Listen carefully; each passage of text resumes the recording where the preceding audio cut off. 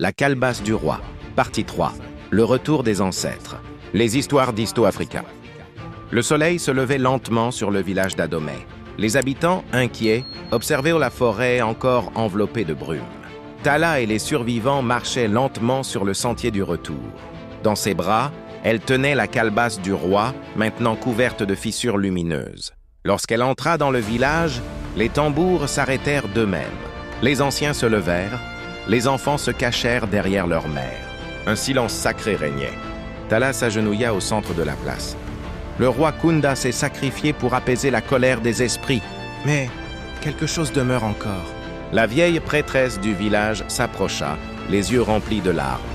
Je sens sa présence. Kunda n'est pas mort.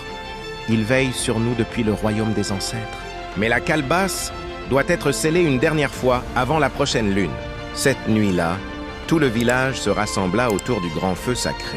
Tala posa la calebasse au sol. Un vent chaud se leva et la flamme devint bleue. Soudain, une voix résonna dans le feu. « Mon peuple, n'ayez plus peur !» La calebasse ne doit plus servir à nourrir la puissance d'un seul, mais la lumière de tous. Les villageois levèrent les yeux. Dans la fumée du feu, le visage du roi apparut, paisible et lumineux. Certains pleuraient, d'autres chantaient. Et quand le vent s'apaisa, la calebasse s'ouvrit lentement une dernière fois. À l'intérieur, il n'y avait plus de ténèbres, ni de fumée noire. Seulement une lumière dorée, pure et douce, qui se dispersa dans tout le village. Les malades se levèrent, les arbres reverdirent, les rivières reprirent vie. Les gens tombèrent à genoux, remerciant les ancêtres. Mais Tala, elle, ne souriait pas. Elle savait que toute lumière attire son ombre. Et au loin, dans les profondeurs de la forêt, quelque chose s'éveillait encore. Les jours passèrent. Le village d'Adomé semblait renaître. Mais une nuit, la prêtresse fit un rêve. Elle vit une flamme noire surgir de la calebasse et engloutir le palais. Le lendemain, elle convoqua Tala. « Ma fille, écoute-moi bien. Le roi a purifié la calebasse, oui, mais il a laissé une part de lui à l'intérieur. Si cette énergie n'est pas apaisée avant la prochaine pleine lune, elle reviendra réclamer ce qui lui appartient. Son sang. » Tala sentit un frisson parcourir son dos. Elle se souvint de la voix du roi. La lumière de tous. Mais que voulait-il vraiment dire? Ce soir-là, la lune monta dans le ciel, rouge comme le feu.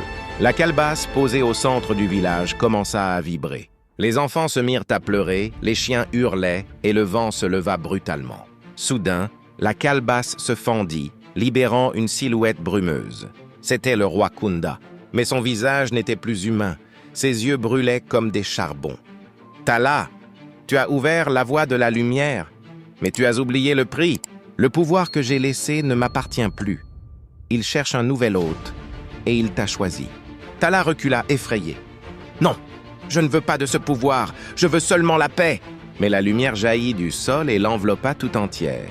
Elle sentit la chaleur des ancêtres, la force du roi et les cris des esprits autour d'elle. Le peuple observait, paralysé. Puis, le silence. Le vent cessa. La flamme s'éteignit. Quand la fumée se dissipa, Tala était toujours là, mais ses yeux brillaient désormais d'une lumière dorée. Elle leva la calebasse au-dessus de sa tête. Ce pouvoir ne sera plus celui d'un roi, ni d'un seul être. Il appartiendra désormais à tous les enfants d'Adomé. La calebasse éclata en une pluie d'étincelles. Chaque habitant reçut une lueur dans son cœur. Et depuis ce jour, dit-on, le peuple d'Adomé ne connut plus jamais la faim, ni la peur, ni la guerre. Mais les anciens ajoutent toujours, à voix basse. Tant que la lumière brille dans le cœur des hommes, la calebasse vivra. Mais si un jour l'avidité renaît, alors le roi reviendra. Morale de l'histoire.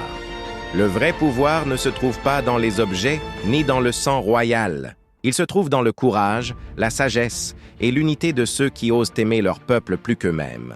Ainsi s'achève l'histoire de la calebasse du roi. Like et abonne-toi pour ne rien manquer de nos prochaines histoires africaines.